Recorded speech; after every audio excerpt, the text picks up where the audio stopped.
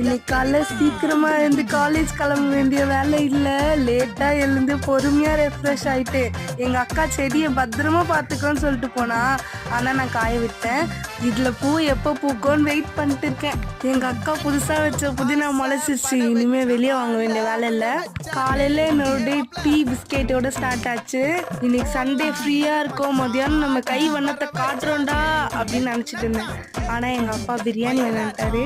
அதனால நல்லா சாப்பிட்டுட்டு வீட்டுல இருக்க வேலையெல்லாம் செஞ்சுட்டு கொண்டாந்து தூங்கி ரெஸ்ட் எடுத்தேன். சரி ஈவினிங் ஆச்சு நம்ம கைவண்ணத்தை காட்டலான்னு சொல்லிட்டு நான் எங்க அப்பாவை பரோட்டா வாங்கிட்டு வர சொல்லியிருந்தேன். பால் பரோட்டா செய்யலான்னு சொல்லிட்டு.